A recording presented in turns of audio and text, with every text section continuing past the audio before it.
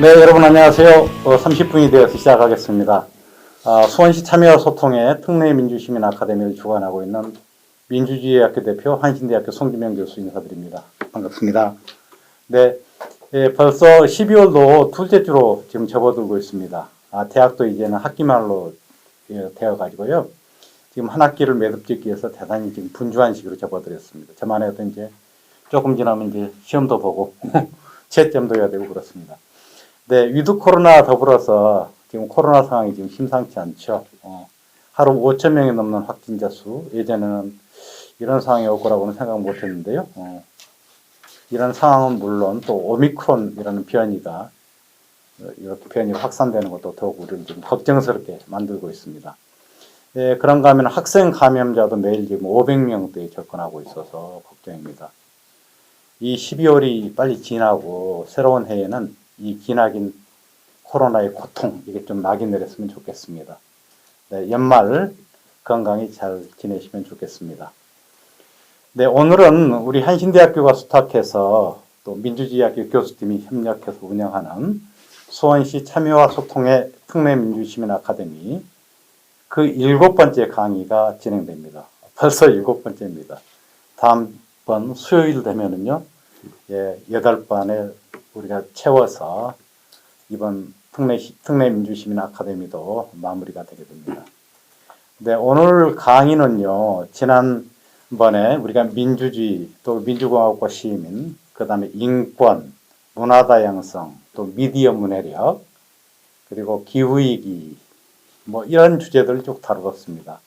이런 주제들에 이어서 오늘은 디지털 기술과 이에 기초한 미래경제의 모습은 어떠할지 공부하겠습니다. 예, 새로운 디지털 기술이 경제의 모습을 또 어떻게 변화시키고 또 우리의 미래 삶을 어떻게 변화시킬지 오늘은 좀 커다란 흐름들을 좀 스케치해보는 그러한 시간을 갖도록 하겠습니다. 네, 오늘 강의 주제는 좀 구체적으로 말씀드리면요. 블록체인과 미래경제, 시민 선택의 공간 이렇게 되어 있습니다. 네, 오늘 강의를 진행해 주실 문영배 박사님을 소개해 드립니다. 네, 안녕하세요. 반갑습니다. 네, 안녕하세요. 네, 문 박사님은 한국은행에서 쭉 근무하시다가요. 미국에 유학하셔서 캘리포니아 대학 산타바바라에서 박사를 받으시고 현재는 디지털 금융연구소 소장으로 재직하고 계십니다. 미국에서는 경제 예측 전문기관인 와튼 계량경제연구소, 유명한 곳이죠. 또 전문가 지원 컨설팅 회사인 LECG 등에도 근무하셨고, 지금 현재는 고려대학교 기술경영대학원, 아니죠, 이전이죠? 네네. 지금 현재는 성균관대학교의 경영대학원이죠. 네, 글로벌 MBA. 네, 그렇죠. 글로벌 MBA 대학원에서 지금 겸임교수를 맡고 계십니다. 한참 지금 뭐 강의를 계속하고 계시죠. 네네. 예, 현재는 한국 블록체인 협회 부회장, 또 아까 말씀드렸지만 디지털 금융연구소 소장을 맡고 계십니다. 네, 문 박사님은 IT 기술의 발전, 특히 이제 사물 인터넷이라든지 인공지능이라든지 뭐 기계학습 이런 부분들이 응용되는 양면성 플랫폼, 그리고 핀테크, 뭐 블록체인, 스마트 시티, 뭐 이러는 최첨단의 미래 경제, 미래 금융 영역을 전공하고 계십니다. 아주 교육에 대해서 저희가 아주 깊으셔서요. 미래 역량을 키우기 위한 창의적인 교육 정책에 대해서도 늘 훌륭한 제안을 해주고 계십니다. 네. 네, 오늘 강의는 미래 경제에 대한 이야기이기도 합니다만은 우리가 4차 산업혁명의 시대를 살고 있죠. 그 시대를 살아가고 있는 시민들의 디지털 문해력, 디지털 리터러시라고도 얘기하죠. 이 디지털 문해력과도 직결되는 이야기들이 쭉 이루어질 것입니다. 구체적으로는 디지털 시대를 살아가는 시민 여러분들의 좀 종합적인 문해력, 멀티 리터러시라고 하죠. 이런 부분들을 키우는데도 굉장히 중요한 기회가 될 것으로 생각합니다. 네, 오늘 강의를 통해서 문 박사님은 디지털 기술의 진보에 따르는 양면성 플랫폼 경제와 핀테크의 가능성과 한계, 이걸 좀 먼저 짚어주시겠고요. 또 융복합 시대의 경제 거래가 IT를 만나면서 새롭게 전개되고 있는 블록체인 기술에 대해서 본격적인 이야기를 해주실 것 같습니다. 제목에도 나오지만 블록체인 기술이 오늘 강의의 메인 테마가 되는 셈입니다. 네, 그래서 이 블록체인 기술이 사물 인터넷을 만나면서 전개되는 스마트 시티라든지 또 그 이후 단계에 있는 지금 현재 메타버스라는 것도 굉장히 중요한 영역이 되고 있잖아요. 그런 부분들에 대해서 간단히 좀 살펴주실 거로 생각을 합니다. 네, 블록체인 기술을 통해서 본 미래 경제의 모습, 이건 어떨지. 네, 그리고 특히 이 블록체인 기술은 시민의 민주적인 어떤 경제에 참여라고 할까요? 이런 부분들에 대해서 과연 길을 좀 어떻게 좀 열어줄 수 있을 것인지 이런 부분들도 오늘 좀 살펴볼 수 있는 굉장히 중요한 이야기의 포커스라고 얘기할 수 있습니다. 네, 오늘 지금 함께 공부하실 디지털 기술 이렇게 얘기하면은 사실은 최근 교육에서도 대단히 중요한 관심을 받고 있습니다. 지금까지는 뭐 교육과정 밖에서요, 뭐 기술들이 발전하니까 학교도 이걸 좀 따라가 보자라는 식으로 얘기했는데, 지난주에 제가 기후위기와 2022년 국가교육과정 말씀드렸죠. 이 바로 2022년 개정 국가교육과정에서도 주요 상황으로 아주 디지털 교육은 크게 강조되고 있습니다. 네. 교육과정 개정의 주요 방향 중에 하나, 4가지가 있는데, 그 방향 중에 한 가지가 디지털 AI, 그렇게 인공지능이죠. 디지털 인공지능 교육 환경에 맞는 교수 학습 및 평가 체제의 구축. 이거 굉장히 중요한 방향 설정으로 딱 도입이 되어 있습니다. 네. 이렇게 디지털 교육이 굉장히 강조될 정도로 지금 굉장히 학교 교육에서도 디지털 교육에 대한 주목도는 높아지고 있는 거죠. 그래서 어쨌든 4차 산업혁명 시대의 교육도 이것에 부응해야만 되는데 바로 이것하고 관련해서 지금 교육부의 최근 전향적인 입장은 대단히 좀 환영할 만한 일이라고 저는 생각을 합니다. 그런데 이제 그런 기대를 가지고 사실 내용을 조금 더 이제 들여다보면은 또 사실은 약간 걱정이 되는 부분이 전혀 없는 것은 아닙니다. 교육과정에 어떤 디지털 기초 소양을 강화하겠다고 하는데 그 중요한 내용들을 이렇게 떠들쳐 보면은요. 인공지능, 소프트웨어, 그다음에 코딩 뭐 이런 것들을 중심으로 해서 기술들을 단계적으로 심화 학습시키겠다. 그래서 거기에 겹쳐서 디지털 기술을 활용하도록 하는 이 정도의 주로 초점이 맞춰져 있습니다. 그리고 이른바 아까 말씀드렸던 디지털 문해력이 전혀 등장하고 있지는 디지털 문해력이라는 말도 가끔씩 언급은 되고 있습니다. 디지털 리터러시란 말이요.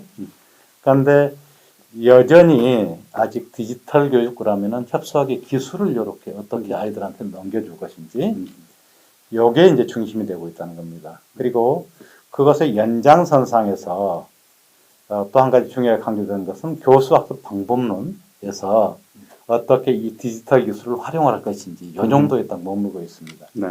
그래서 사실은 이 디지털 문해력이라고 하는 것 이런 부분도 굉장히 중요한데 이 부분들에 대한 고민은 아직 크지 않다라는 생각이 들고요.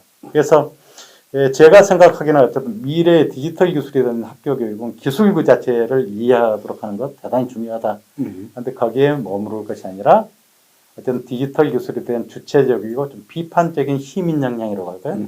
이런 부분들을 키워주는 것도 또 중요한 영역이지 않겠느냐. 이것을 하려면은 요컨대 이 기술이 탄생하고 성장해온 그 시절 그 역사적인 배경, 맥락 이런 부분들도 아이들한테는 굉장히 중요할 것 같고 이 기술이 정치라든지 사회라든지 경제에 어떤 영향을 미칠 것인지 이것들도 굉장히 중요한 부분이고 또 한편으로는 기술이 갖고 있는 윤리적인 측면도 또 중요하잖아요. 이것이 비윤리적인 측면으로 활용돼서는 안 될 거고요. 또 한편으로는 이 기술이 이 공동체 전체의 공공성, 공통의 선을 위해서 어떻게 활용될 수 있겠는지 또 그리고 기술과 미래 사회의 트렌드 특히나 우리 기술이 우리 노동을 또 어떻게 변화시킬 것인지 존재적으로는 또 인간의 삶을 어떻게 변화시킬 것인지 하는 것들도 굉장히 중요한 쟁점인데 이런 부분들도 좀 함께 교육 과정에 좀 들어가 줘야지 제대로 된 디지털 교육이 되지 않겠나 좀 생각이 드는데 아직까지는 이런 인문학적, 좀 사회과학적인 기술에 대한 접근 이런 부분들이 좀 부족한 것 같아서 이 부분들은 조금 걱정이 됩니다. 그래서 이게 좀 돼야지 비로소 디지털 문해력, 디지털 리터러시라고 하는 것이 발전할 것 같고 이 디지털 기술에 대한 심화된 이해와 더불어서 어떤 기술 발전에 대한 학생들의 비판적 사고 이런 것들도 좀 정진되지 않겠나 싶습니다. 그래서 이런 점에서 학교 디지털 교육은 기술 교육 플러스 비판적 사고 교육 이게 함께 가주는 것이 좋지 않겠나 이런 생각도 좀 들었고요. 또 한편으로는 이것도 걱정이 좀 됐습니다. 현재 학교 교육에서 상정되고 있는 디지털 교육이라는 것은 교과서 중심으로 적혀 거기에 적혀 있는 지식을 전달해주는 교사의 어떤 정태적 수업 이런 것이 될 가능성이 있어서 어쨌든 인공지능과 같은 기술 발전 속도는 굉장히 빠른 속도로 전개될 텐데 사실 약간은 딥치는 이런 교육이 되지도 않을까. 그러니까 학교 교육은 몇 년 전 낡은 기술을 가르치는 것에 끝날 수도 있겠다. 그래서 이를 극복하기 위해서 좀 지난번에 우리 문 박사님께서 저한테 적극적으로 좀 제시해 주신 그런 부분이 퍼뜩 떠올랐는데요. 이 첨단 기술을 보유하고 있으면서 이 기술을 무장시켜서 또 창의적으로 운영 발전시키는 방 인재를 필요로 하는 기업들이 있을 거 아닙니까? 이 기업들의 역할, 또 그리고 지역 공동체의 역할, 또 그리고 공교육에 이렇게 협업하는 형태로 첨단 기술의 프론티어를 계속 놓치지 않고 개척해 갈 수 있도록 하는 어떤 이러한 어쨌든 새로운 공교육이 기술 교육에 대한 설계도면 이런 것들도 필요하지 않겠나는 이 생각이 드는데요. 뭐 미국 뉴욕에서 얘기하는 뭐죠? 리컬 센터죠. 네, 좀 이따 이런 부분들을 적극적으로 소개도 많이 해주셨는데 이 부분들도 조금 말씀해 주실 시간이 있으시면 좀 소개를 조금 해주시면 좋겠습니다. 네, 문 박사님과 오늘 쭉 이제 함께 강의를 함께 하실 텐데요. 문 박사님하고 함께 하면은 미래 기술과 경제에 대한 교육의 비전 이 부분도 굉장히 분명해집니다. 사실 오늘 강의 제목이 약간 어렵게 느껴질지도 모르겠습니다. 그런데 문 박사님 사실 저는 언제나 명강이라고 생각을 하는데 이 명강의를 들으시다 보면은 좀 강의 자체에 좀 푹 빠지게 되시지 않겠나 생각을 합니다. 감사합니다. 네, 다른 강의와 마찬가지로 오늘 우리 전체 강의 시간은 1시간 30분입니다. 그런데 문 박사님이 약 1시간 정도 전반적인 개요에 대해서 강의를 해 주시겠고 나머지 시간은 질의응답 토론을 하도록 하겠습니다. 좀 강의 때 잘 메모해 두셨다가 함께 좀 적극적으로 참여해 주시면 감사하겠습니다. 예, 그러면은 이제 본격적인 강의를 위해서 자료를 좀 공유를 하도록 하겠습니다. 안녕하세요. 저는 문정배입니다. 여러분들 만나뵈서 반갑습니다. 오늘 제목이 블록체인과 미래경제 시민선택의 공간이라는 타이틀로 여러분들과 함께 그 블록체인이 흘러왔던 것 그리고 그 앞에 있었던 스토리들 그리고 이게 또 어떻게 흘러갈지에 대해서 큰 줄기로 한번 잡아보려고 합니다. 그래서 이 시간을 통해서 블록체인에 대한 그런 그 여러 군데서 많이 설명을 들으셨을 텐데 그런 얘기들이 좀 하나로 이렇게 쭉 꿰면서 스토리라인이 살아가면서 이해하는데 도움이 됐으면 좋겠습니다. 먼저 말씀드리고자 하는 것, 이건 암호화폐 가치를 친다거나 구매 권유가 절대 아닙니다. 그래서 이걸로 투자 결정하는 데 쓰시면 안 되고요. 그리고 이것은 제 개인의 견해이고 또 이 견해는 시장 환경이 바뀌면 또 달라질 수 있습니다. 그리고 이것은 한신대학교나 제가 속한 다른 단체의 의견을 대표하는 것은 아닙니다. 이것만큼은 분명하게 말씀드리고자 합니다. 같은 단어면서 다른 생각들이 많이 들어있는 것들이 요즘 나오는 기술 용어들입니다. 왜냐하면 기술은 엄청 빠르게 발전을 하는데 우리가 그 빠르게 발전하는 그 내용에 비해서 그거에 상응하는 그런 어휘들을 제대로 부여하지 못했거나 또는 어휘 하나에 포괄하는 범위가 너무 넓기 때문에 그것을 받아들이는 시각에 따라서 또는 자기가 들었던 그 분야로 그 어휘를 받아들이기 때문에 우리가 서로 대화를 하다 보면요. 나중에 되면은 진짜 전혀 다른 생각을 하고 있을 때가 많습니다. 예를 들면 플랫폼이라는 것도요. 우리는 플랫폼이라는 말을 많이 하는데 그 플랫폼이 여러 군데에서 쓰이고 있습니다. 그래서 그런 용어들 중에 핀테크, 블록체인, 암호화폐, 스마트시티, 빅데이터, 인공지능, 머신러닝 이런 말들은요. 굉장히 단어 하나가 포괄하는 범위가 너무 넓습니다.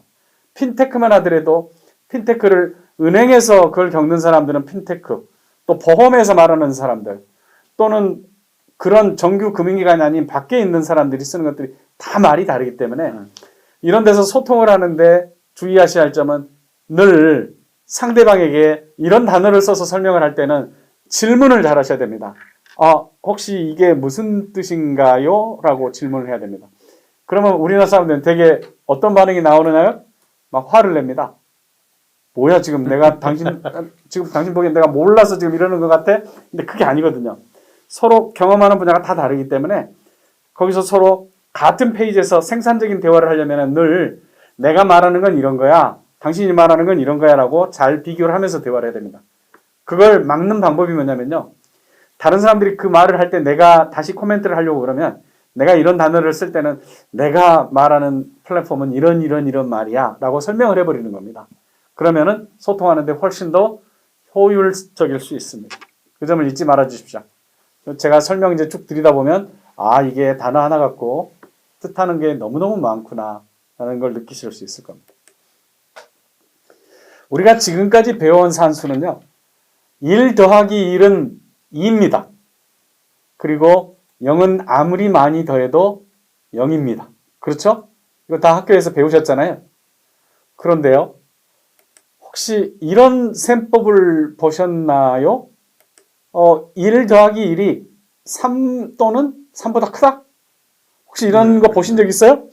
그리고 0을 5천만 개를 더했더니 5천만 번을 더하니까 3천억이 된다.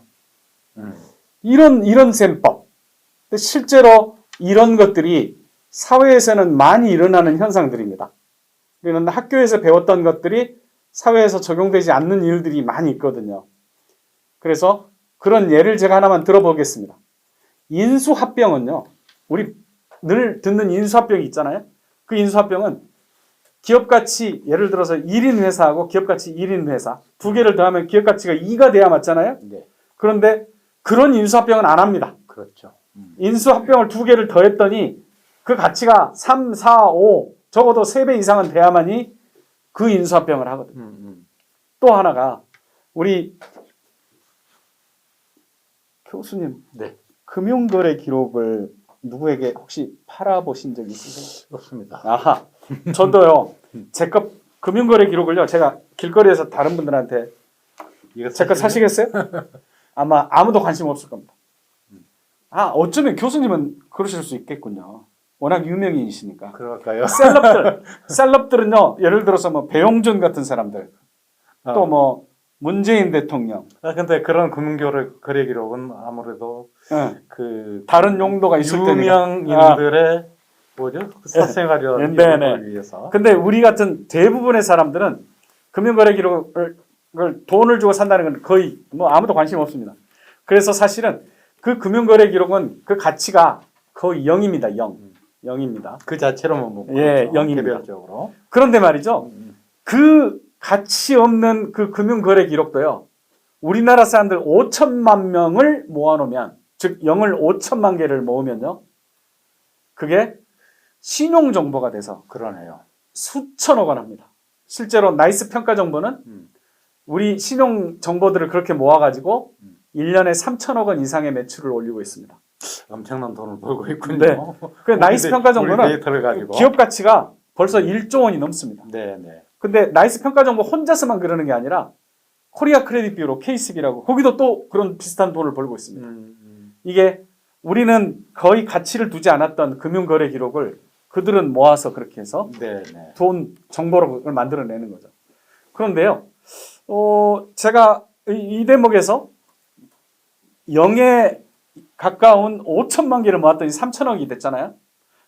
우리가 가까이 보면 0 더하기 0은 0입니다. 네, 네. 근데 그렇다면 0을 몇 개를 모아야 0보다 클까요? 0을 몇 개를 모아야 아까 5천만 개를 모았더니 3천억이 됐던 것처럼 도대체 얼마를 모아야 될까요? 상당히 질적인 변화가 일어날 수 있을 네, 정도로 거대한 그렇습니다. 양이지 않으면. 예. 네. 이게 이제 우리가 비즈니스에서 말하는 플랫폼의 효과를 제가 설명드리기 위해서 이걸 지금 말씀드리고 있습니다. 인터넷과 스마트 혁명에 따라 연결 비용이 거의 제로가 됐습니다. 여러분들 이거 와이파이 가면 데이터 비용만 내거나 또는 와이파이에 가면 데이터 비용을 내지 않고서도 우리는 인터넷에 무료로 접근할 수 있습니다. 네, 네. 이게 정말 어마어마한 혁명입니다. 이거 하고 나서부터 세상이 많이 달라졌거든요.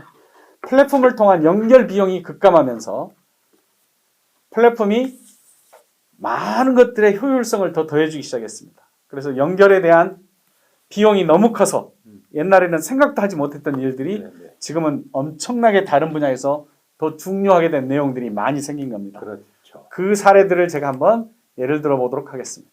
그런데요, 이렇게 기존에 있었던 비즈니스들이 IT, 여기서 말하는 이 월드와이드 웹, 인터넷이라는 IT와의 결합으로 많은 것들의 속성이, 비즈니스 속성이 바뀌고 있는데 그 중에 하나가 발전이 엄청난 속도로 가속화되고 있습니다. 우리 뭐 무어의 법칙이라는 말도 있고 그렇죠. 그러잖아요. 네네. 또 국경이 부재합니다. 이걸 타고 이 인터넷을 타고 그러기 때문에 네. 우리는 미국에서 직구도 합니다. 또 기존에 우리는 여기서는 미국을 가야만이 봤던 또는 사진으로밖에 못 봤던 나이아가라 폭포도 이제는 인터넷을 통해서 나이아가라 폭포가 지금 흘러내리는 것을 바로 그 자리에서 볼 수 있어요. 이런 것들이 국경의 부재입니다. 그리고 재화하고 데이터가 그런 형태로 해서 부가가치가 인터넷을 통해서 많이 흐른다는 거죠. 그리고 세 번째는 수학체증이라는 게 있습니다. 대부분은 규모의 경제라는 게 너무 작아도 문제지만은 너무 커져버리면 거기서 이제 이 비효율이 생기는 거죠. 그렇습니다. 그래서 네. 적정한 규모에서 생산을 해야만이 여기서 가격도 싸지고 그러는데 이 인터넷이 오고 나서부터는 커질수록 더 좋아지는 겁니다. 예를 들어서 카카오톡, 우리 카카오톡은 전 국민이 쓰니까 훨씬 더 가치가 더 커져버리는 거예요. 네. 누구나 다 이걸로 소통이 다 돼버리잖아요. 네네. 그래서 카카오톡의 가치가 구글 같은 그만큼 것은 전 예, 세계가 쓰니까요. 전 세계가 쓰고 있습니다. 그래서 대부분요 그런 현상 때문에 승자 독식이라는 바람직하지 않은 현상이 일어납니다. 그래서 카카오톡만 하더라도 카카오톡 혼자만 있었을 때는 이게 이제 우리는 그런 걸 느끼지 못했는데 라인이라는 네이버? 네. 네이버가 만든 라인은 일본하고 동남아에서 정말로 걔가 또 모든 걸 다 독식하고 있습니다. 근데 우리나라에 들어오지를 못해요.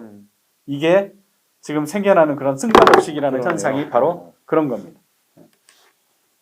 그래서 이런 말씀을 드리는 것들의 큰 줄기를 제가 한번 잡아보면요. 융복합 시대에 비즈니스나 거래가 이 기술 진보를 만나면서 일어나는 일들을 우리는 지금 우리가 살아가는 동안에 목도하고 있는 겁니다. 그 중에 첫 번째가 20년대 초반에요. 비즈니스들이, 기업이나 비즈니스들이 이 기술 진보를 만나서 제가 말씀드리고 있는 지금 양면성 플랫폼이라는 걸 양면성 플랫폼으로 특징 지어지는 새로운 현상들이 생긴 겁니다. 금융이 기술 진보를 만나서는 우리 지금 핀테크라는 말 많이 쓰잖아요. 네. 그 핀테크도 금융이 기술 진보를 만나면서 일어나는 일입니다. 그리고 오늘 주로 제가 설명드리고 싶은 이 경제 거래가 기술 진보를 만나서 이 블록체인이라는 이름으로 특징 지어지는 이 현상들이 지금 일어나고 있습니다. 또 이 블록체인은 사물 인터넷과 만나서 스마트 시티라는 우리가 네. 가장 그리고 싶어하는 그 스마트 시티 현상이 지금 이 자리에서 일어나고 있습니다. 이 현상들을 쭉 가면서 제가 왜 이런 설명을 드리고 있는지에 대해서 간략하게 제가 한번 요약을 한번 해보겠습니다. 네. 첫 번째가 양면성 플랫폼입니다. 양면성 플랫폼은 2000년대 초반에 2001년에 러시아고 티롤이라는 사람이 이걸 갖다가 경제학적으로 이걸 풀어낸 겁니다. 이걸 말로 한번 설명드려 볼 테니까 이게 얼마나 좀 헷갈리는 말인데요. 제가 한번 어려운 말이고 재미없는 말인데 한번 읽어보겠습니다. 양면성 플랫폼은 두 개 또는 그 이상의 차별되는 고객군들을 상호 연계하여 거래 상대를 찾을 수 있게 해주고 그리고 고객군 간의 가치를 교환할 수 있게 있는 상품을 제공하여 부가가치를 창출하는 비즈니스입니다. 말이 어렵죠? 이걸 간단하게 제가 한번 설명을 드려볼게요. 이거 하나 만들어내가지고 여기 나온 이 티롤이라는 사람은 2001년에 지금 처음으로 이게 경제학에서 이걸 설명을 했는데요. 2014년도에 노벨 경제학상을 받았습니다. 이게 정말로 가치 있는 발견이고 2001년도에 이거 나온 다음에 연구가 아주 뭐 법물 터지듯이 이 분야에서 나왔습니다. 요 내용이 어떤 건지 제가 한번 설명을 드려보겠습니다. 아까 말은 조금 헷갈렸잖아요. 양면성 플랫폼이라는 게 뭔지에 대해서. 혹시 여러분들 데이트 클럽, 나이트 클럽을 한번 생각하면서 이 설명을 한번 들어보십시오. 나이트 클럽은 여성 고객과 남성 고객이 나이트 클럽에 와서 상대를 만나는 곳입니다. 그래서 그 나이트 클럽은 남성은 여성들이 그 나이트 클럽에 와야만이 남성들도 가고요. 남성들이 와야만 여성들도 갑니다. 이게 서로가 서로를 찾고 만날 수 있는 곳이죠. 그래서 여기는 이런 말입니다.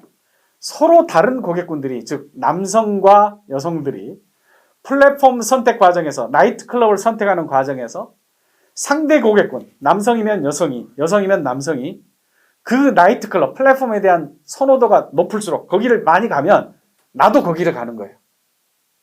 이게 양면성 플랫폼에 대한 특성입니다. 그러니까 남성과 여성 양쪽의 다른 고객군에서 나이트클럽 입장에서는 두 개의 서로 다른 고객군들이 나를 선택하는 데 있어서 자기들이 서로를 보면서 여기를 올까 말까를 정하는 거예요. 그러니까 이 나이트클럽을 올지 말지. 그러니까 나이트클럽 입장에서 보면 이 남성들이, 여성들이 많이 와야면 이 남성들도 많이 와요. 남성들이 많이 와야 여성들도 많이 오는 거예요.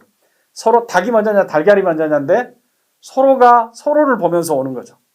이런 현상들이 2000년대 이후에 번물 터지듯이 경제 현상에서 많이 일어났어요. 저는 이걸 이제 조금 어르신들한테 설명을 드릴 때는 캐바레 비즈니스라고 합니다. 캐바레도 똑같은 얘기거든요. 캐바레는 남성과 여성 고객에 대한 얘기입니다. 그래서 똑같은 얘기여서 저는 캐바레 비즈니스라고 부릅니다. 그러니까 인터넷이라는 이 조건, 이 발전된 위에서 네. 요건데 다양한 수요를 매치시켜주는 네. 그런 어쨌든 공간, 그런 비즈니스가 굉장히 많이 맞습니다. 예, 제가 그 사례를 지금 하나 활성화되고 들어보려고 있어요. 합니다. 네, 네. 그런 플랫폼적인 특성으로요. 28억 명, 28억 명의 영의 정보를 모아서 1조 달러짜리 기업을 일군 기업이 있습니다. 1조 달러. 기업 가치가 1조 달러가 됐어요. 그 회사가 어디일까요? 이 사람들은요, 사회 구성원들이 보유하는 시장성 있는 개별 가치들, 즉, 그 28억 명의 식별 정보, 그리고 28억 명이 자기가, 나 이번에 저기 갔어, 나 덕수궁 갔어, 어디 식당에 가서 밥 먹었더니 맛있더라. 뭐, 자기 취향도 그대로. 내 취향도 얘기하고, 나의 신념도 얘기하고, 오늘 내 친구랑 오늘 뭐 남자친구랑 헤어졌어. 뭐 아니면은 뭐 내 사랑하는 사람이 뭐 외국으로 떠났어. 뭐 온갖 얘기들을 거기다 다 씁니다. 또 어떤 사람은요, 이거 가가지고 자전거를 타봤더니 이 자전거 진짜 좋더라. 하면서 또 올립니다. 그래서 이게 사용자 경험이죠. 이런 경험을 통해서 1조 달러의 기업 가치를 이룬 데가 페이스북입니다. 페이스북은 전 세계 사람들 28억 명이 여기 모여서 자기 아주 잡다한 사생활들을 거기다 기록을 하고 그 기록한 그 정보를 가지고 페이스북은 홍보하는 사람들, 마케팅하는 사람들을 불러다가 여기서 광고를 하게 해서 그걸로 돈을 버는 겁니다. 그죠? 그 자체로서만 여기 고립돼 있으면은 네. 큰 가치가 없었죠. 없다고 네. 볼 수 있는데 예. 이런 개개의 이 정보들을 막 모아놓으니까 연결 비용이 제로가 되니까 그러네요. 그걸 다 끌어와서 한 군데다 모아놓으니까 여기서 고객에 대한 특성들이 다 나오는 겁니다. 네. 그래서 한쪽에서 비즈니스 하는 사람들이 여기 와가지고 이걸 보면서 나는 자전거를 팔고 싶어 그러면 자전거 좋아하는 사람들만 금방 쉽게 찾아낼 수 있다는 거죠.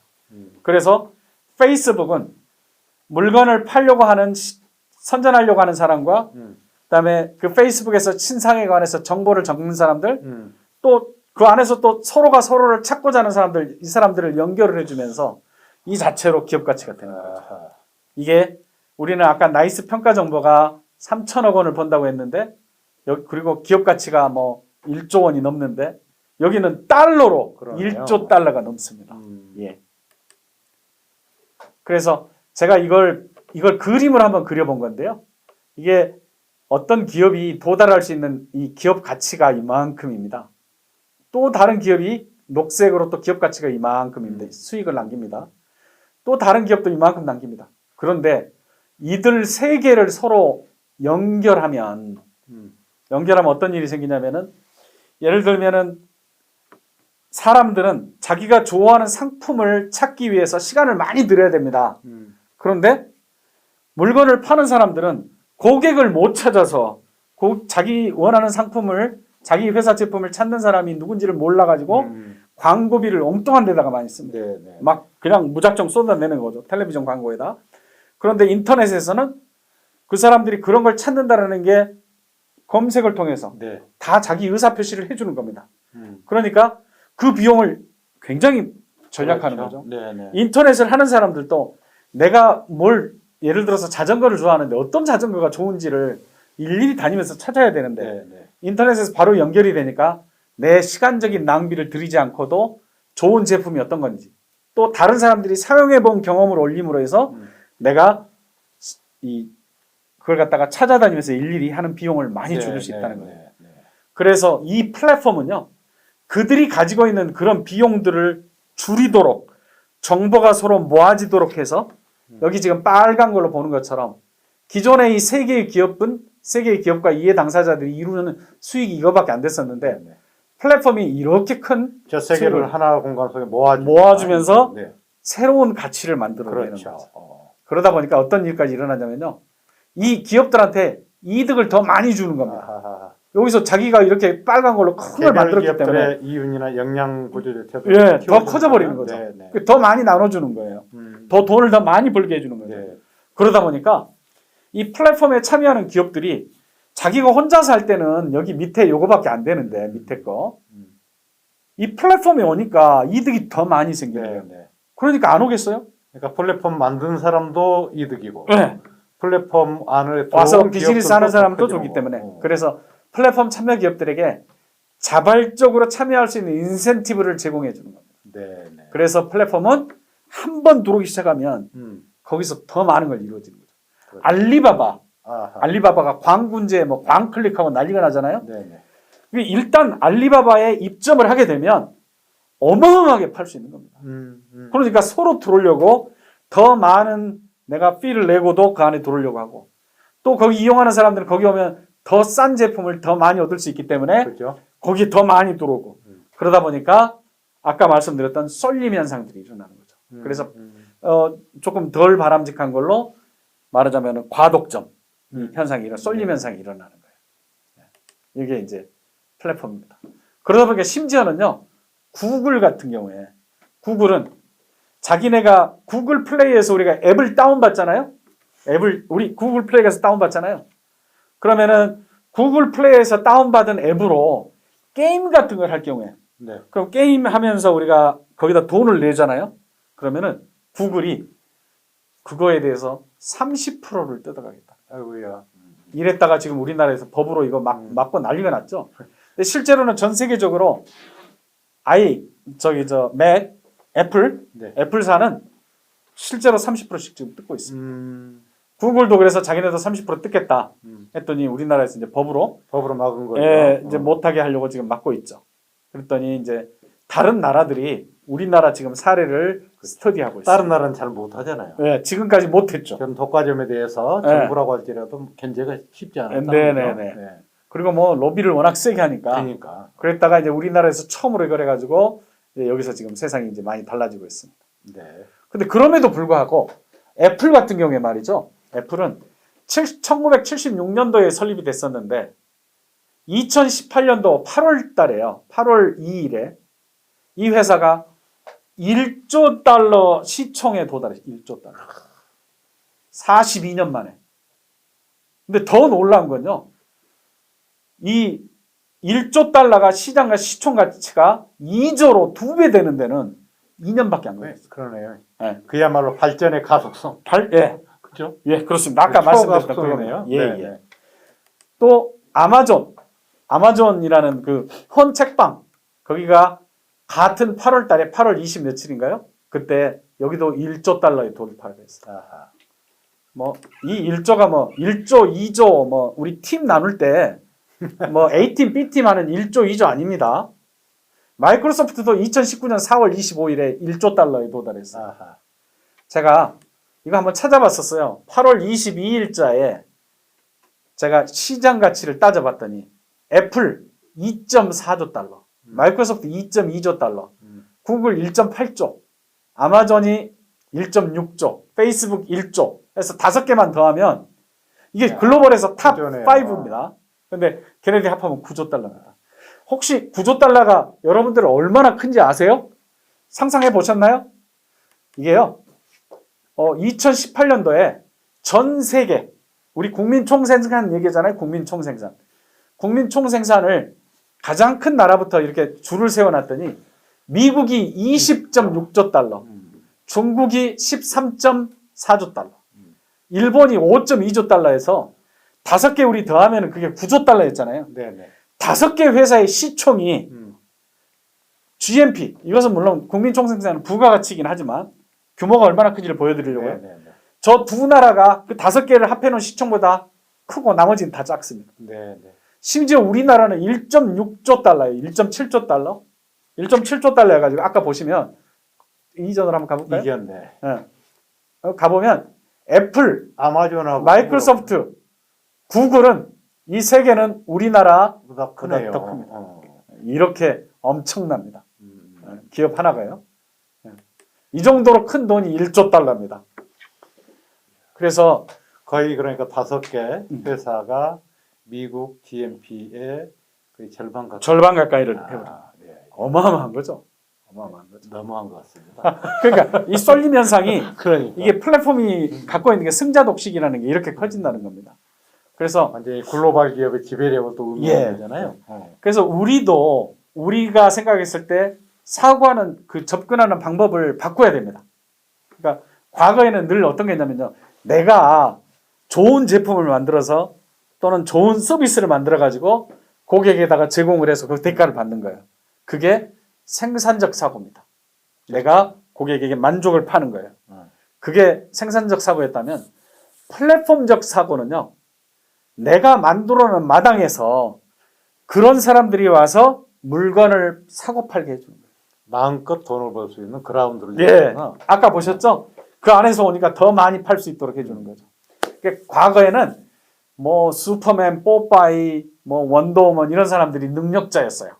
근데 지금은 마당을 만들어 놓고 그 안에서 뽀빠이, 뭐, 이 슈퍼맨, 원더우먼들이 돈을 자기 혼자서 벌 때보다 더 많이 벌어가도록 만들어주면서 내가 돈을 버는 세상. 그렇죠. 그걸 하는 그라운드 자체를 가짐으로써 그렇습니다. 가질 수 있는 부. 구글은 구글 검색기가 있고요. 네네.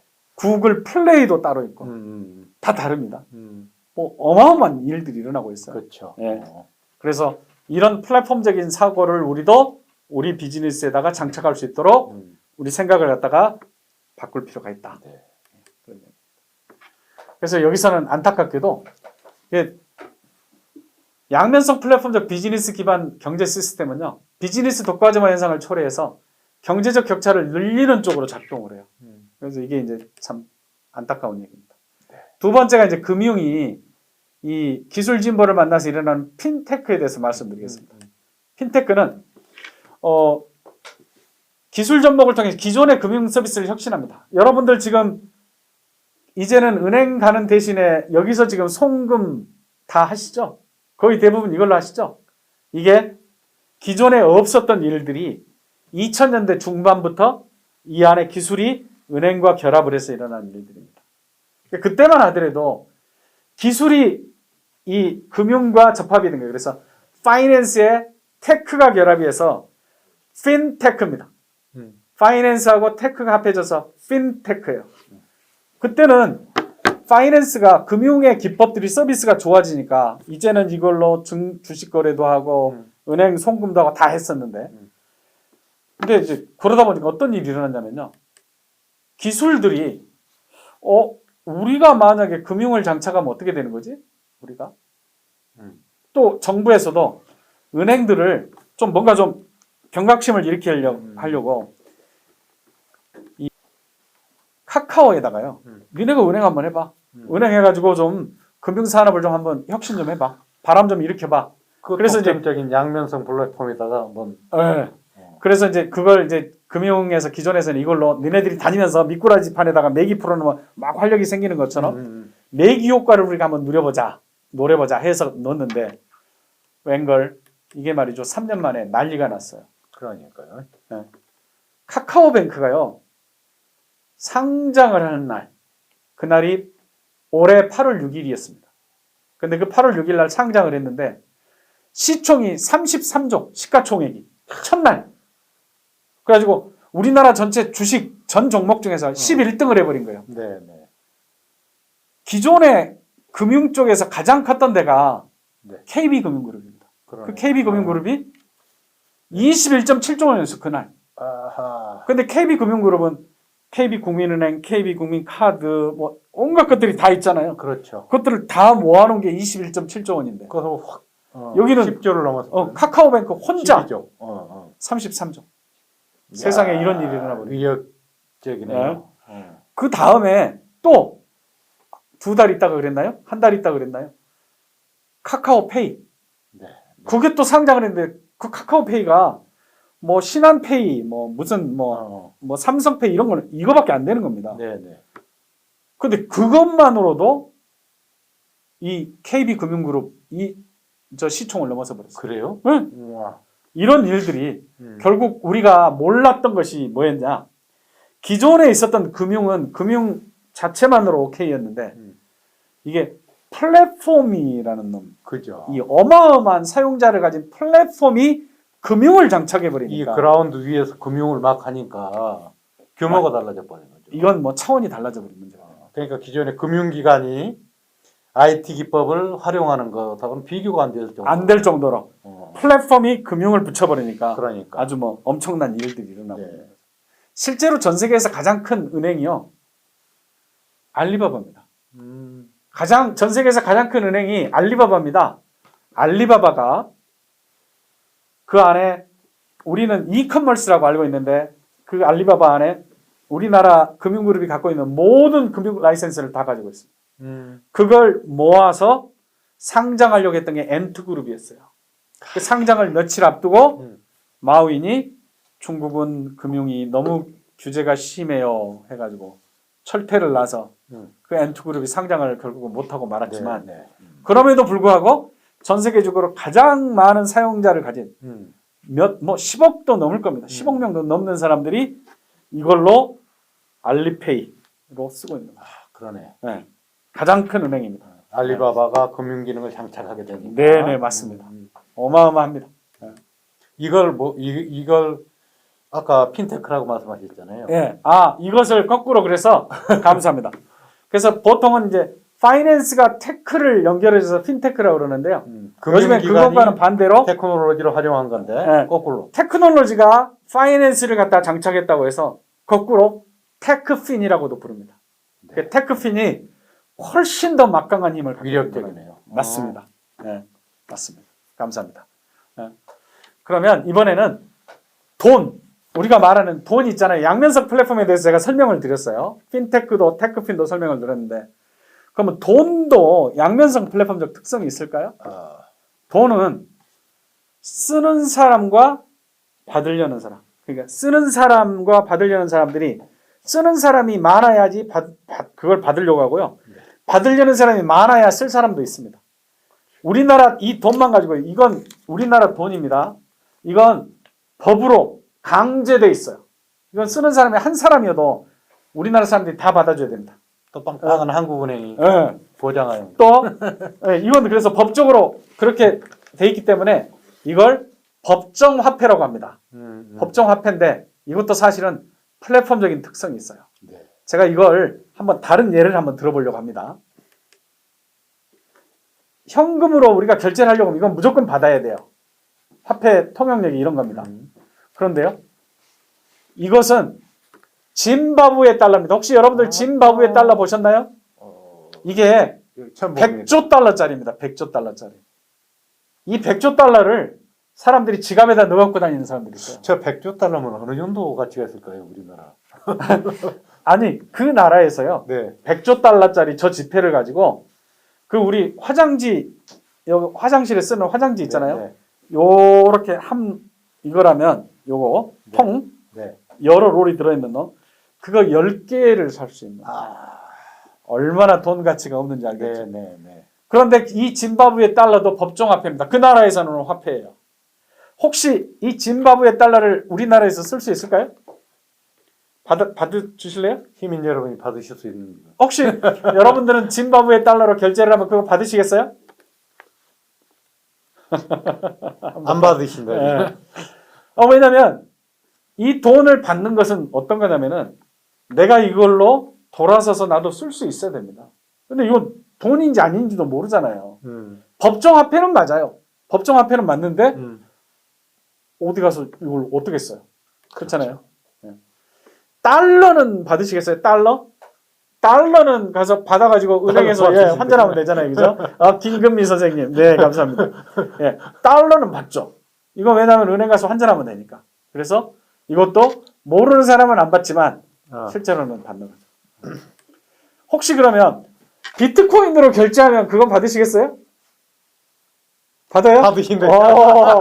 알고 계시는군요. 비트코인이 어떤 건지. 근데 대부분의 사람들은 비트코인이 어디서 바꿔야 되는지도 모르고 얼마짜리인지도 모르니까 그렇죠. 이걸 못 바꿉니다. 예를 들어서 지금 비트코인이 뭐 예를 들어서 한 개에 5천만 원 하는데 이거 갖고 이거 주면서 5천만 원 내놓으세요. 그러면 아마 사람들은 안 내놓을 겁니다.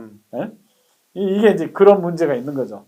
그래서 이런 것도 비트코인을 더 많은 사람들이 쓰게 되면 아마 받을 수도 있겠죠. 그렇습니다. 그래서 이런 얘기들을 말씀드렸던 게 제가 블록체인에 대해서 설명을 드리려고 미리 이런 예를 한번 들어본 겁니다. 제가 그래서 지금부터 블록체인을 예를 들려고 그러는데요. 자, 블록체인이 양면성 플랫폼적 특성이 있다라는 점을 제가 설명드리려고 지금 그렇습니다. 아까 핀테크가 양면성 플랫폼적인 특성이 안으로 들어왔다고 그랬잖아요. 그러면서 더 효과가 커진 게 테크핀이라는 놈이 들어왔죠. 근데 양면성 플랫폼적 특성과 핀테크, 테크핀이 이 IT, 기술 진보를 통해서 계속 흘러오고 있기 때문에 그게 다시 블록체인 특성에서도 똑같이 반영이 되는 겁니다. 제가 그걸 설명을 드리려고 합니다. 여러분들, 제가 이걸로 가서 10,000원짜리로 결제를 할 때 어떤 일이 일어나는지 우리 한 번만 생각을 해볼까요? 이걸로 결제를 하게 되면요. 그때 결제하는 순간 무슨 일이 일어나냐면 자, 봐보세요. 자, 10,000원 갖고 제가 결제를 합니다. 자, 건넸습니다.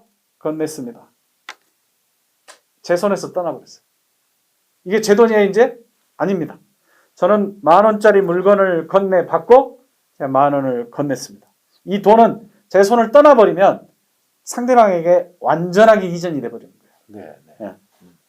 그런데 상대방은요, 그 10,000원을 왜 받냐면은 이 10,000원을 가지고 자기도 다른 곳에 가서 10,000원의 구매력을 행사할 수 있으려는 그 믿음 때문에 이걸로 받는 겁니다. 그 믿음이 없다면 안 받겠죠. 짐바브웨 달러는 우리가 그걸로 결제를 하겠다고 하더라도 내가 이걸로 가서 구매력을 행사할 수가 없어요. 다른 사람이 받아주질 않기 때문에. 그래서 이거는 안 받는 거예요. 달러는 아까 미국 달러는 받는다고 하셨어요. 김금희 선생님. 이건 왜냐하면 이걸로 가서 구매력을 행사할 수 있으려는 그 믿음 때문에 그러는 거예요. 똑같은 법정 화폐예요. 다. 그런데도 불구하고 하나는 되고 하나는 안 돼요. 이건 제가 계좌이체를 하면서 하는 겁니다. 계좌이체를 하면서도 우리는 물건을 살 수 있어요. 은행은 자금의 이체 송금 거래 내역을 계좌별로 정리해 줍니다. 이 가운데 있는 사진이 제 통장 거래 내역입니다. 이 통장 거래 내역이 나와 있는데요. 저는 여기에 잔액하고 거래 내역을 은행이 해주기 때문에 그 은행이 거래해주는 그 거래 기록을 절대적으로 신뢰를 합니다. 그리고 제가 지금은 10,000원으로 했지만 이 10,000원을 계좌이체를 하게 되면요. 제가 계좌이체를 하면 은행이 제 통장에서 10,000원을 빼가지고 10,000이라는 숫자를 빼서 상대방 계좌에다가 10,000이라는 숫자를 더해주는 겁니다. 적어주는 거죠. 그 저한테서 10,000원이 사라지고 10,000이 사라지고 10,000이 더해지는 거죠. 그걸 통해서 10,000원의 가치가 상대방에 완전히 이전이 되는 겁니다. 또 상대방도 계좌로 넘어온 이 숫자 10,000이라는 숫자가 또 내가 이 숫자를 가지고 구매력을 행사할 수 있는 그 믿음 때문에 이 10,000원을 받는 거예요. 계좌를 통해서.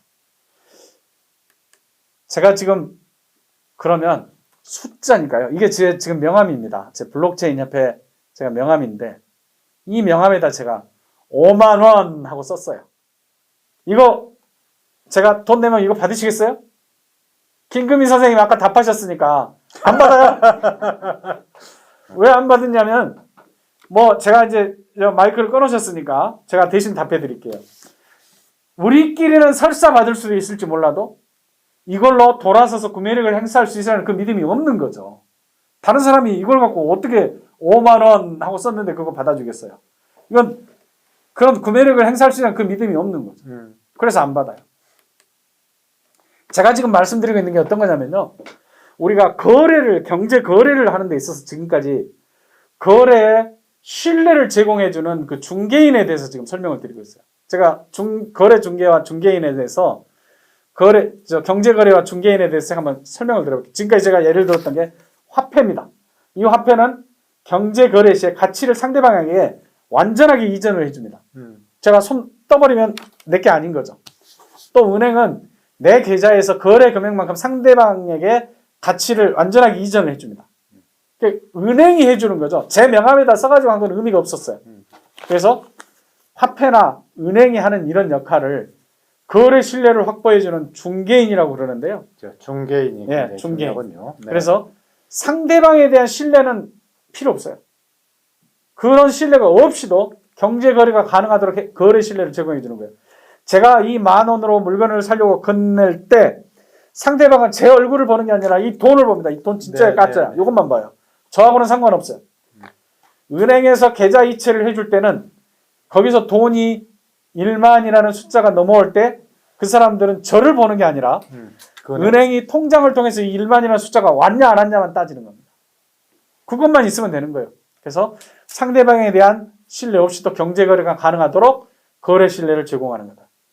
인터넷도 마찬가지죠. 우리 인터넷에다가 우리 계좌를 거기다 파킹시켜 놓고 신용카드를 거기다가 등록시켜 놓고 거기서 이체가 되도록 하는 거죠. 전자적으로도 중개인이 없다면 거래 신뢰를 확보하기 어려워요. 또 이 중개인을 통해서 먹고 사는 사람이 또 있어요. 그자가 누구냐면요. 국가예요. 국가. 국가는 이 화폐와 은행의 거래 기록을 자기가 모니터링을 해서 그 모니터링을 해서 뭐 하는 데다 갔어요? 과세하는 데다 갔습니다. 과세. 세금 매기는 데 썼어요.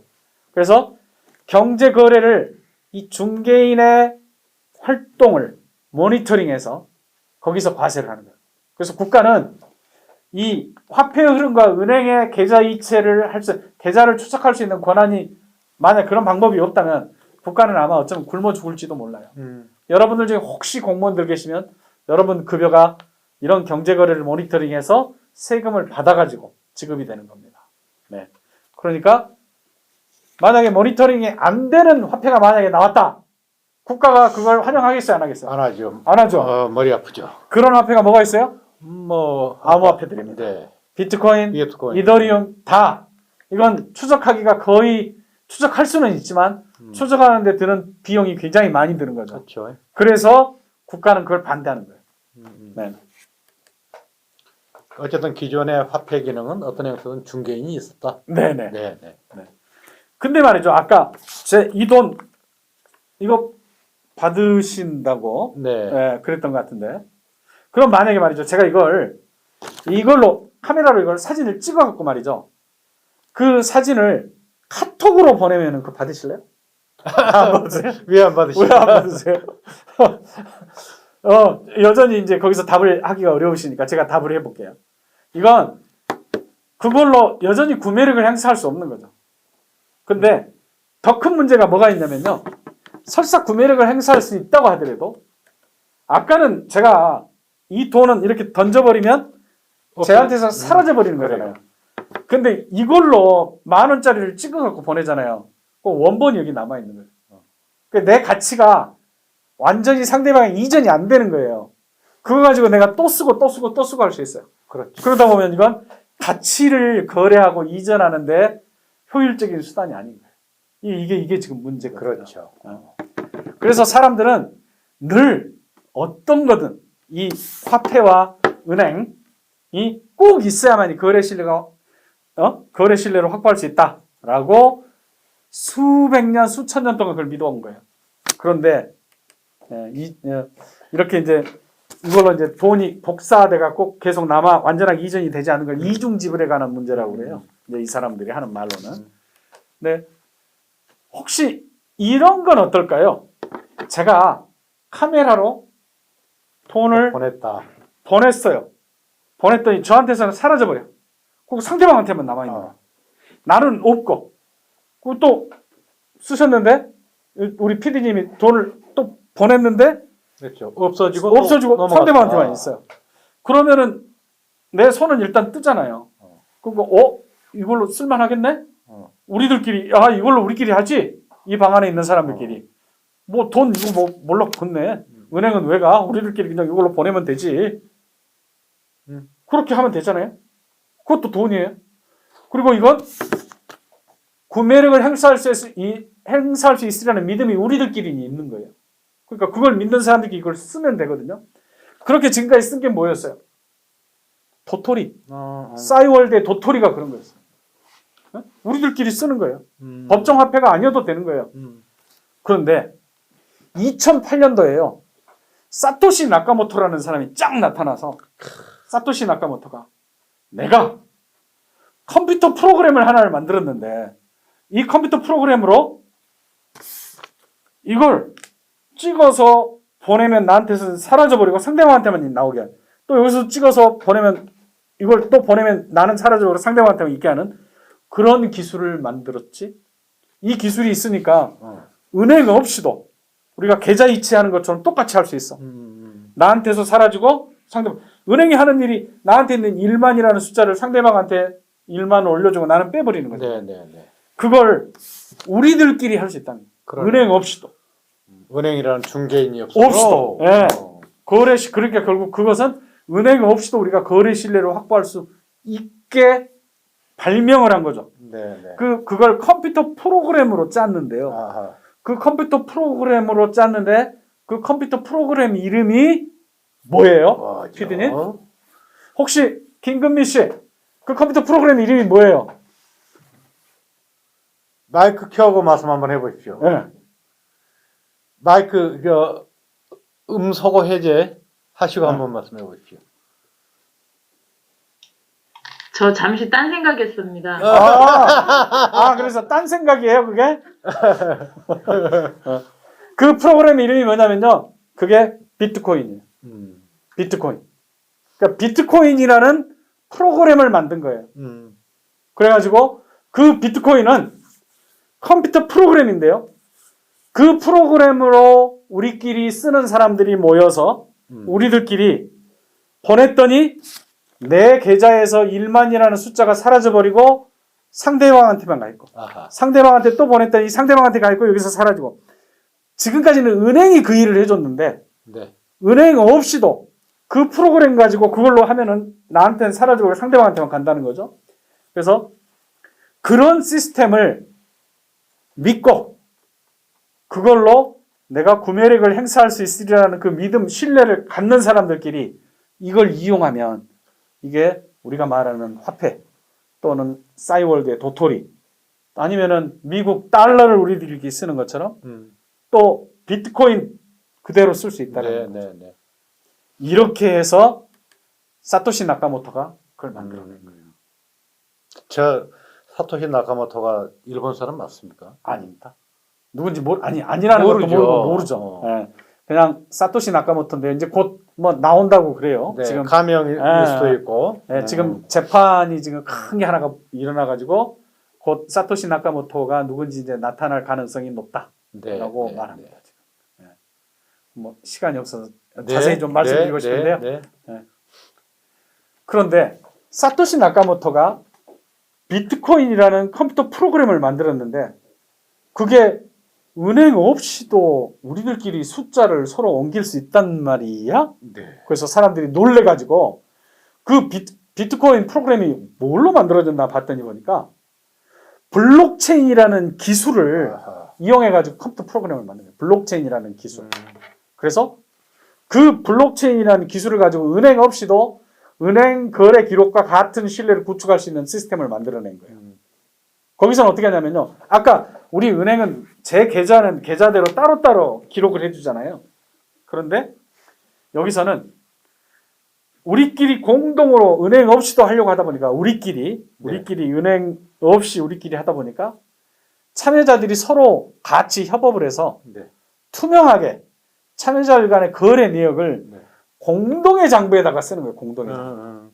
공동의 장부에다가 써요. 그래서 공동의 장부에다가 문영배 것만 따로 쓰는 게 아니라 송주명, 문영배 따로따로 쓰는 게 아니에요. 모든 사람의 거래기록, 문영배가 송주명 교수에게, 뭐 사정희 선생님이 문영배에게, 뭐 이렇게 가지고 얼마를 보냈다를 한 장부에다가 쓰는 거예요. 그리고 그 장부 우리 가계부 우리 쓰잖아요. 가계부 쓰다 보면 가계부 쭉 쓰면 밑에다가 다음 장으로 2월 해갖고 남은 금액 올리고, 또 여기서는 전장에서 2월 해갖고 금액 쓰고 또 가계부 딱 쓰잖아요. 그래서 넘기면 행여 중간에 가계부 종이를 누가 하나 찢어버렸다고 해봐요. 그래도 앞장에서 잔액하고 다음 장에서 잔액이 서로 2월 금액이 안 맞으면 중간에 금액이 없어졌다는 네. 장수가 기록이 사라졌다는 걸 알 수 있겠죠. 이게 이제 사실은 일종의 이 잔액이 장부가 제대로 만들어졌나 페이지처럼 연결해주는 그런 기능을 해요. 네. 여기서도 참여자들이요 협업해서 투명하게 참여자들 간의 거래 내역을 공동의 장부에 기록을 하고요. 누군가가 이제 이건 돈이 왔다 갔다 하는 기록이잖아요. 그렇죠. 원래는 은행이 딱 맞고 자기들끼리만 은행 혼자서만 그 했던 건데 은행 위로부터 권위적으로 다 네, 네. 여기는 공동의 장부에다 기록하기 때문에 위변조를 방지하기 위한 그런 기술이 필요해요. 수평적인 약속이 필요해요. 예, 그렇습니다. 그래서 위변조를 방지하기 위해서 특수 암호를 걸어서 거래 장부를 만들고 만든 장부를 참여자들이 분산해서 보관해 버립니다. 장부들을 다 나도 갖고 있어요. 모든 사람들이.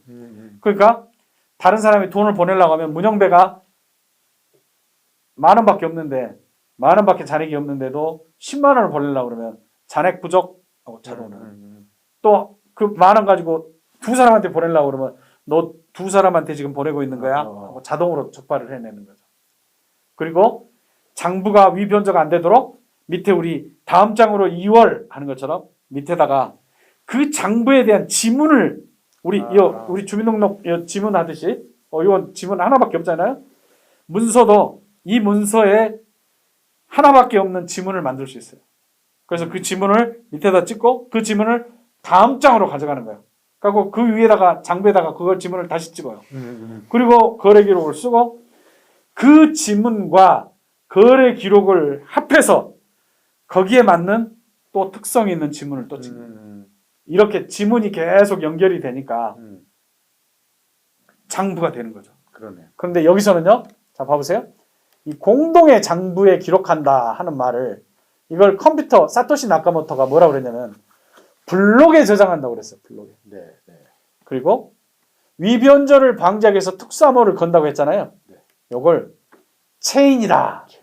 앞장과 뒷장을 연결해주는 체인처럼 이렇게 연결해 주잖아요.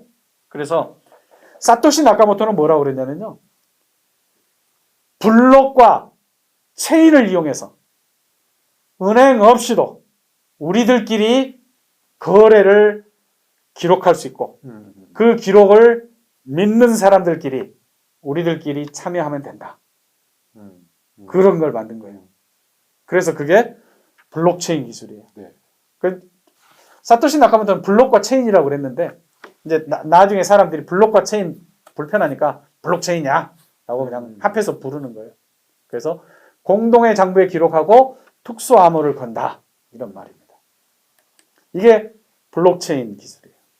사토시 나카모토가 블록체인 기술을 이용해서 공동의 장부에 기록하고 그 장부에 들어있는 잔액을 서로가 다 믿는 거죠.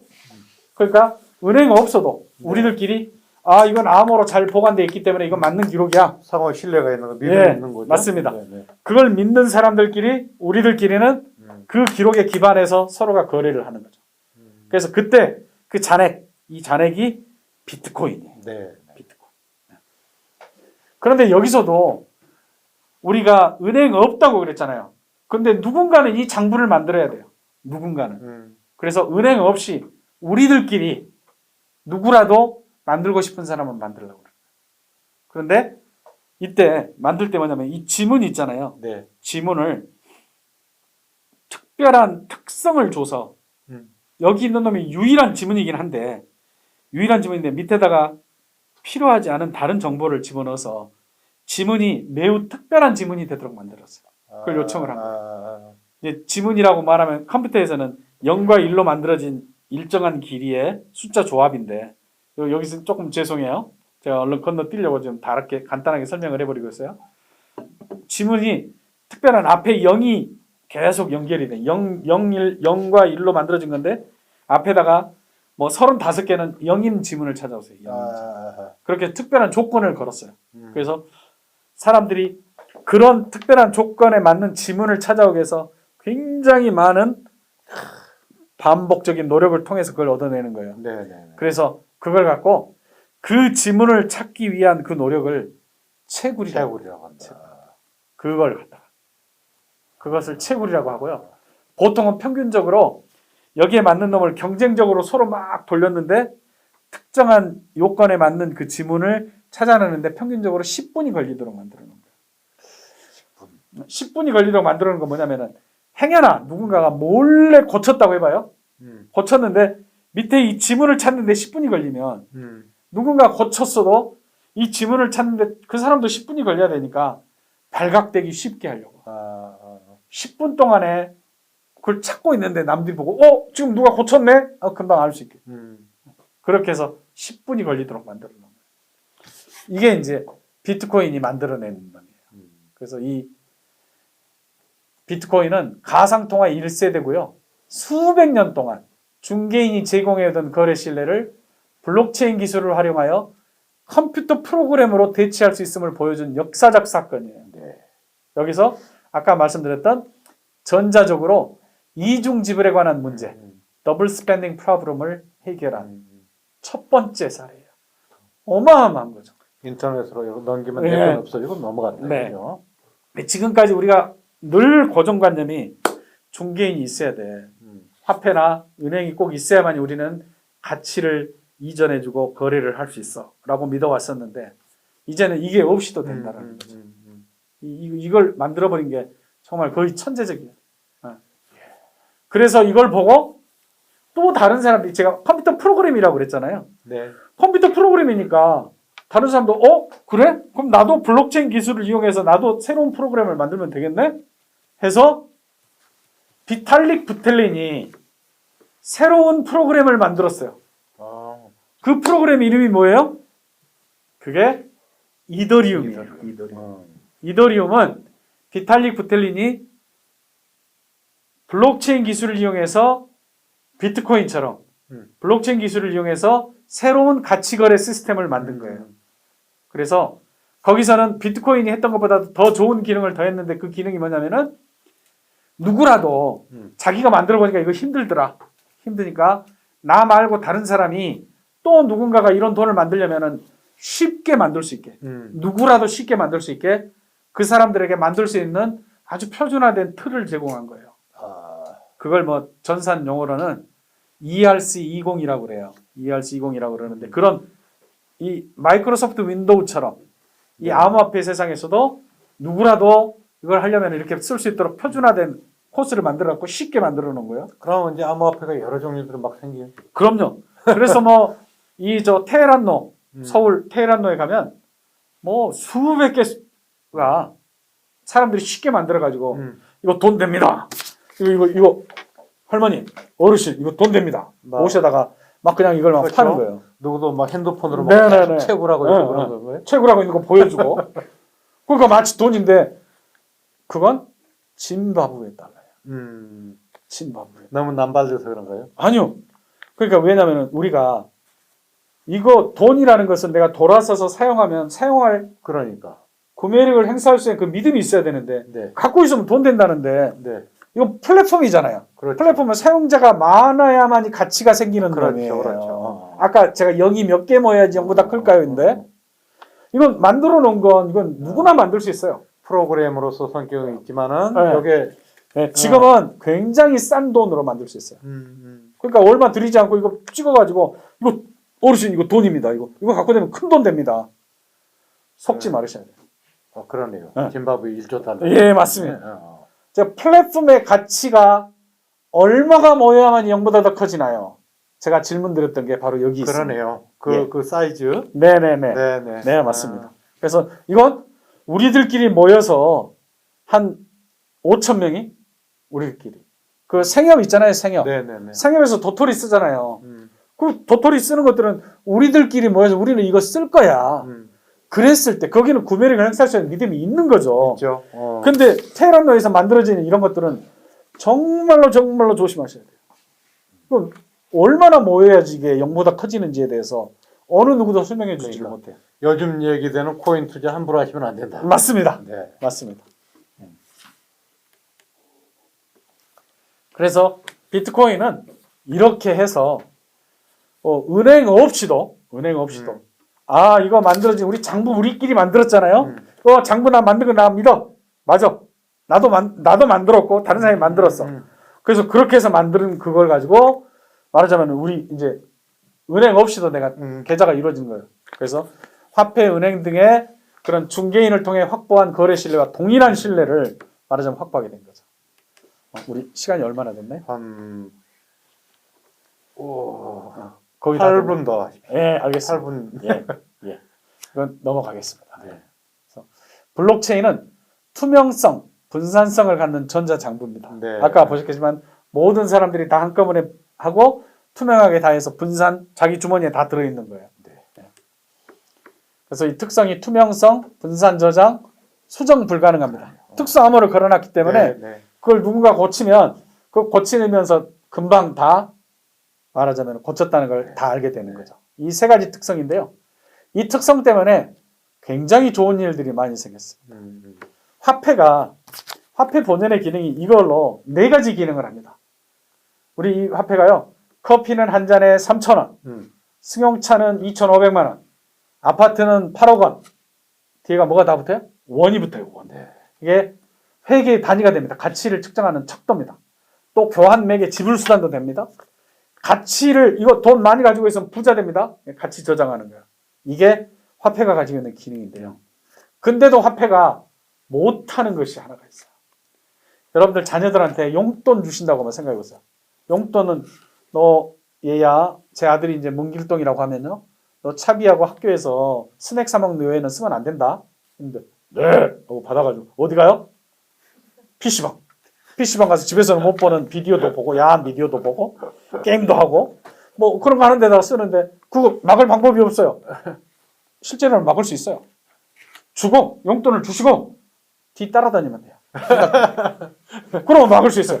근데 그 돈을 벌기 위해서 우리가 지금 쓰는데 아니 일해야 되는데 주고 따라다닐 수 없잖아요. 이게 돈에 꼬리표가 없어서 그렇습니다. 이 돈에. 그런데요. 지금 말씀드렸던 이 컴퓨터 프로그래머로 만든 화폐는 꼬리표를 달 수 있어요. 프로그램이니까. 그러네요. 여기다가 요 꼬리표를 달아가지고 전자화폐니까 여기다가 이 돈은 문길동이 차비하고 식료품 사 먹는데 외에는 안 돼. 그러니까 이건 다른 데서는 이건 돈이 아니야. 프로그램으로 만들어 놨으니까. 이게 디지털 화폐의 굉장히 중요한. 굉장한 강점이에요. 그러네요. 그래서 이걸 쓰게 되면요. 이런 것도 있습니다. 지금 여기 여러분들 스크린에 보시는 것처럼 우리나라 본 예산이 2018년도에 429조 원인데요. 복지 분야가 145조 원이에요. 3분의 1이 넘어요. 그러면서 점점 복지 분야 예산이 커지고 있어요. 근데 이게 사실은 복지 분야 예산은 사방에서 줄줄줄줄 샌다는 거 아니에요. 그 고르는데 대상을 고르는데 또 줬는데 할머니 할아버지들한테 30만 원씩 드렸는데 그 돈이 그 다음날 아침에 지나면은 어디로 가 있냐면은 손자 서울에 가 있는 애한테 자동 이체돼 버려요. 복지가 목적에 맞지 않게 쓰이는 거예요. 그래서 여기다가 꼬리표를 다는 거예요. 이 돈은 홍길동 할아버지가 여기 저 오산 재래시장에서 식료품을 사는 데만 쓸 수 있어요. 또는 수원 시장에 가서 식료품을 사는 데만 쓸 수 있으면 하고 딱 달아버리면 홍길동 할아버지가 수원의 재래시장에서 식료품을 사는 데만 쓸 수 있어요. 이 세 가지를 여기다 프로그램에다 딱 붙여버리면 그러면은 복지가요 지금 여기서 보면은 2020년대 180조 원인데 그 굉장히 전 집중적으로. 세계적으로요. 저거 절반 이상 줄일 수 있다고요. 절반 정도만 내고도 우리가 원하는 목적을 다 달성할 수 있다고요.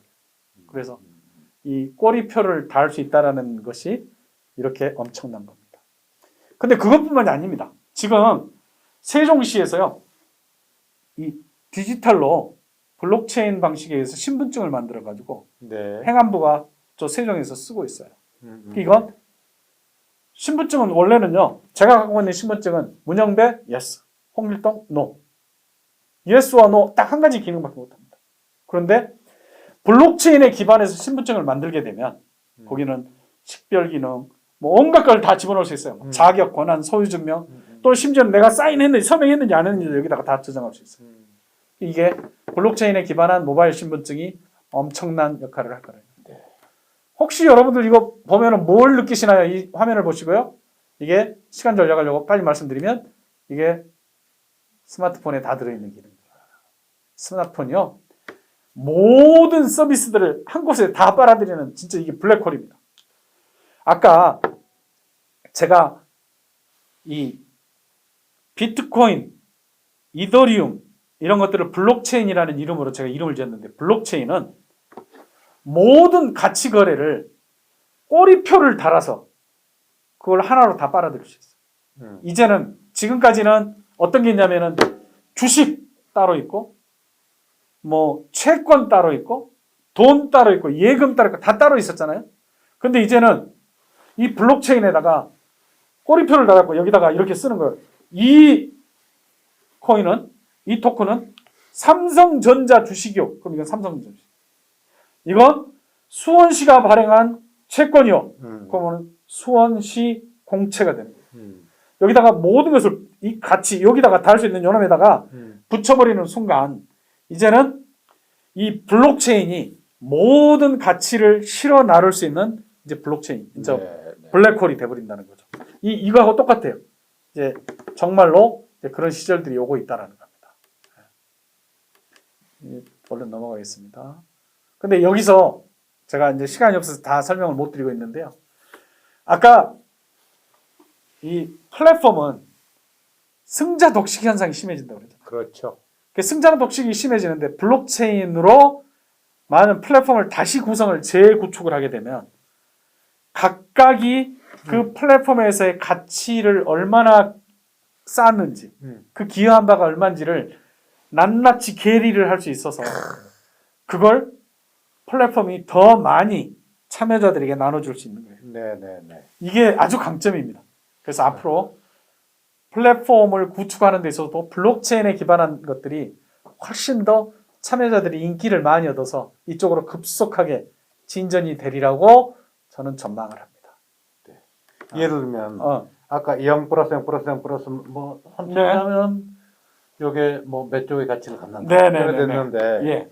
이제는 다 지금까지는 0이라고 생각했는데 네. 블록체인으로 연결해서 환산해 보니까 여기 0이 아니더라고요. 0보다도 거의 0에 가까운 숫자였는데 0이 아니고 더 큰 거죠. 그러니까 예. 그걸 갖다가 우리가 이제는 찾아낼 수 있는 그런 기술들이 이제 만들어지고 있다는 거죠. 그래서 블록체인은 미래 경제 질서의 핵심 인프라로 작용을 할 겁니다. 예. 그래서 아마 이런 거에 따라서 우리 경제 생태계도요 많은 변화가 일어나고 비즈니스 전략도 이제 재정비해야 되는 그런 시간이 다가오고 있습니다. 제가 이제 마지막 장편인데요. 네. 지금까지 우리는 블록체인까지 오면서 양면성 플랫폼적 특성이 핀테크 테크핀에 들어가고 그 핀테크 테크핀이 블록체인에 들어왔어요. 그래서 블록체인은 양면성 플랫폼적 특성과 핀테크 테크핀의 특성을 블록체인이 그대로 갖고 왔는데 근데 그놈이 사물 인터넷과 결합을 해서요. 우리가 보통 사물 인터넷 하면은 모든 기기가 디지털화 된다고 그러잖아요. 근데 디지털화 돼도 여러분이 냉장고가 저한테 계란 다 떨어졌어요 하고 리포트하면 제가 계란을 슈퍼에다 주문하는 사람 쳐야 돼요. 근데 냉장고 안에 물건이 한두 개예요. 거기서 나한테 리포트하는 물건이 엄청나게 많아지는 거예요. 그걸 다 일일이 대응을 하려고 하면 시간이 없는 거죠. 더구나 그렇게 나한테 보고하는 디바이스가 가정에 있는 전자기기들이 늘어나면 늘어날수록 내가 그거 일일이 응대하느라고 내가 해야 할 다른 걸 못 해버리는 거예요. 그렇죠. 그러니까 이제는 우리가 기계의 노예가 될 수도 있어요. 만약에 그 냉장고에게 야 네가 사, 네가 주문하고 네가 돈 내, 그럼 되잖아요. 근데 그게 안 되는 거예요. 왜? 냉장고는 공인인증서가 없어. 결제를 못해. 그렇지. 그러니까 결국 냉장고가 결제를 할 수 있는 새로운 수단이 필요한 거예요. 그게 블록체인 방식의 토큰은 결국 그런 인증서 없이도 돈을 내도록 장치를 만들어낼 수 있다는 거죠. 블록체인 신뢰 IoT 간에 사물 네. 인터넷 간에 신뢰 관계를 조성해 준다. 예. 네. 그리고 최근에 이런 거 있잖아요. 무슨 뭐 가정에 그 CCTV에 해커들이 들어와 가지고 막 훔쳐보고 뭐 또 뭐 결제를 막 많이 해버리고 뭐 이런 일들, 남의 것 가지고 결제를 막 많이 해버리는 거예요. 이런 일들도 블록체인은 여기에 디지털 방식으로 모든 것들을 하도록 되어 있기 때문에 그런 보안도 아주 뛰어난 거예요. 그래서 IoT만 가지고는 우리가 세상이 편해질 수 없어. 옛날 유비쿼터스 네네. 이거 안 되는 거예요. 네. 블록체인과 결합을 했을 때 비로소 그 도시가 스마트해지.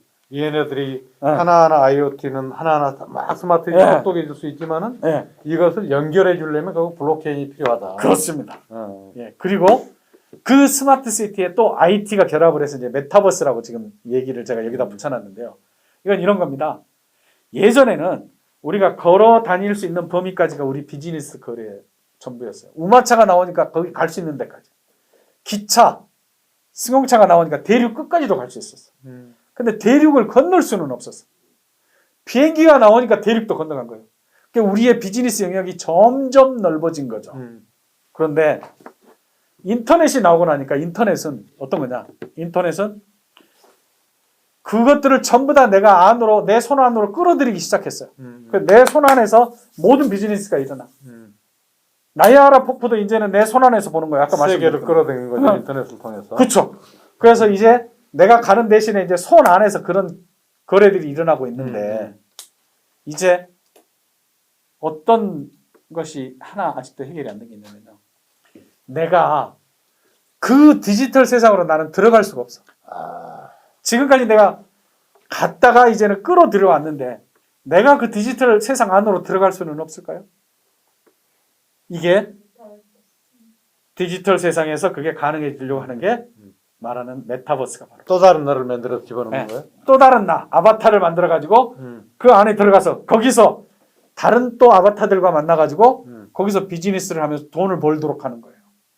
내가 지금까지는 내가 노력을 했던 걸 이제 아바타가 나를 대신해서 디지털 세상에서 거래 고객들 상대방을 만나 가지고 안에서 경제 활동을 하도록 만드는 그런 새로운 세상이 지금 우리한테는 다가오고 있어요. 그래서 간단하게 줄이면요. 네. 블록체인이 금방 왔다가 사라지는 그런 기술이 아니고 앞으로 우리를 더욱더 편리하게 하는 스마트 시티에서도 필요하고 또 내가 그 디지털 세상 안에 들어가서 결제를 하고 하는데도 이 블록체인 기술이 꼭 필요하다. 네. 그런 얘기입니다. 어쨌든 미래 세계로 들어갈 수 있도록 만들어주는 핵심적인 네. 기반 기술이 블록체인이다. 네, 그렇습니다. 이렇게 예, 맞습니다. 네, 네, 네. 제가 너무 시간이 촉박해서 아이고 충분한 시간을 더 설명을 많이 드려야 되는데 네네네. 지금 보시다시피 여기 워낙 좀 말씀하실 것은 많은데요.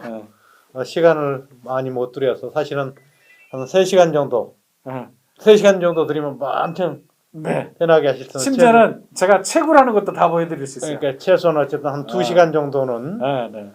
조금 말씀을 나눠야지 될 네. 문제를 네. 1시간에 지금 압축을 하다 보니까 뭐 핵심적인 부분들은 그래도 막 명쾌하게 말씀을 해주셨지만은 네. 막 시간이 많이 쫓겼습니다. 네, 아쉽습니다. 네, 네, 예. 네. 그래서 블록체인이라는 것을 좀 포커스를 맞추어서 네, 오늘 쭉 말씀을 해주셨는데요. 앞으로 조금 더 좋은 기회, 조금 더 긴 시간을 가지고 우리 문 박사님 다시 한번 모실 수 있도록 노력하겠습니다.